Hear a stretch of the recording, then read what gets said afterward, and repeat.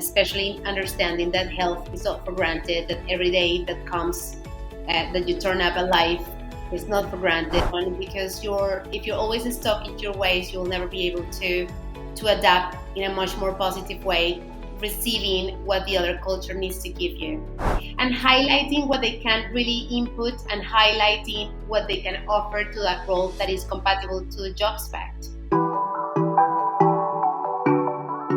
Hi all, good morning. So today I have Betty with us, who was an immigrant initially. She spoke about her experience living as an immigrant, which is definitely way harder than people who have the legal rights to stay in a country.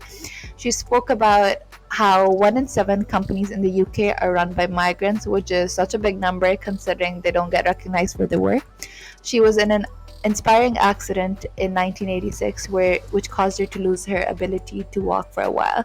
Let's welcome Betty on 10 Minutes of Hiring Wisdom, where she will speak about her experience as an inspiring woman, how she started her own company, and how far she has come along the way. Hi Betty, how are you doing today? I'm really well. Thank you so much for having me, Manal, Of into your course. program. So Betty, can you tell us what got you into recruitment in the first place?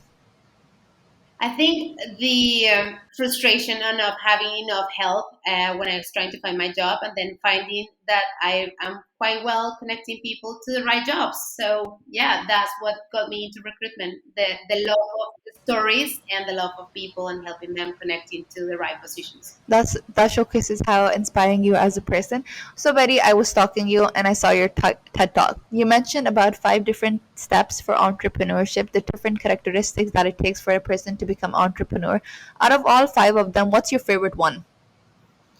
I think flexibility. I think that you have to have a mind where you have to be able to adapt to different things, to different cultures, to different foods, to different languages, to different mindsets, really. And you've got to really have that growing mindset and not a fixed one, because if you're always stuck in your ways, you'll never be able to adapt in a much more positive way, receiving what the other culture needs to give you.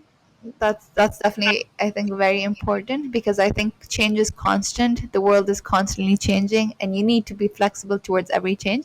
So thank you so much for sharing that, Betty. Betty, you got into an accident in 1986 where you turned out to be a fighter. How was it like getting back onto your feet after such a horrifying near death experience? It was transformational. I think that we are not having the acknowledge of how important are every part of our bodies until you actually have problems with your health. So it was transformational for me, but also it gave me a lot of perspective in what was important in my life, and especially understanding that health is not for granted, that every day that comes, that you turn up alive is not for granted, that having your 2 legs is not for granted.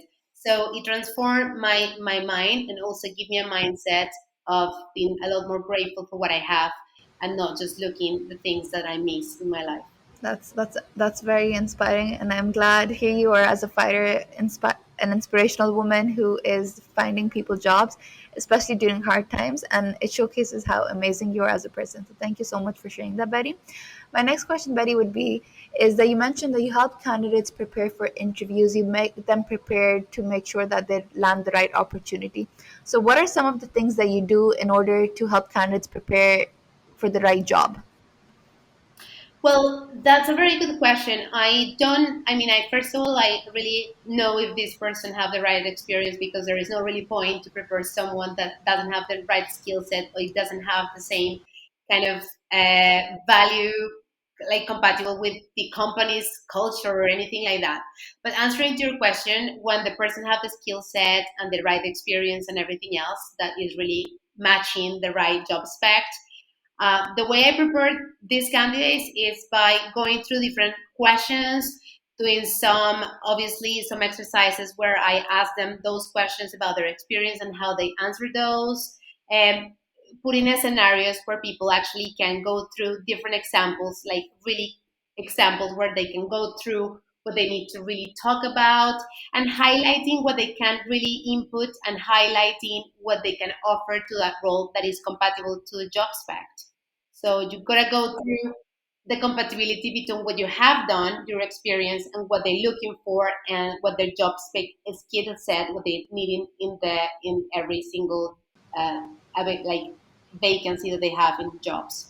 So you take the whole holistic 360 avenue where you make sure that first you match the candidates based on their skills, after which you help them prepare, which makes sense, that which is why you must have a high retention rate with candidates. As soon as they get an offer, you'd be the first person to know, just because you build the relationship and you really do Yeah. have what's best in hearts for your candidates. So thank you for sharing that, Betty. Betty, my next question would be is, you were a migrant, you were a woman. So two of the hardest things that are to be when you move to a new country. How was it like working in a country where you did not know your surroundings? You were a migrant, you were a woman. How did you make yourself well known, and how did you make a mark in that country that you were in? It was at the beginning. It was a very challenging experience because I didn't speak the language, and as you said, I was a woman in a very male-dominated industry. I started working in financial services. I didn't have the visa, like for working, so I had to also apply for that, get an opportunity. So the answer is it was very challenging, and it was a very scary city for back in the day. But I also think that that also gave me the opportunity to like study more, prepare more for everything, and try to use my let's say the things that I thought that were my weaknesses, which was, for example, my accent, to try to find opportunities that were linking Latin America or Spanish speaker countries markets to the UK. So answering completely to your question, it was hard, but I think you also have to do the right, like the hard thing, to be able to face your demons and to be able to move forward in life. So when you embrace that hardships and then you convert them into your strengths, then you can strive to other things, you know. So now it's actually one of the things that differentiate me, which I can connect with a lot of people in London that are immigrants and that are looking for jobs as well in the UK. And something that was very like difficult before, now it's part of the things that make my work connecting a lot more with companies. Okay, so Betty, our time is up. You are definitely an inspiration for women out there who have come, left their homes, left their families, and started their new life in a country which wasn't well known to them. You didn't speak the language, but you've come such a long way. You were in an accident, but you turned out to be stronger. Your journey is definitely very inspiring for so many people out there who are struggling, who are looking to make a change, but are afraid to do so. Thank you so much for coming on the show.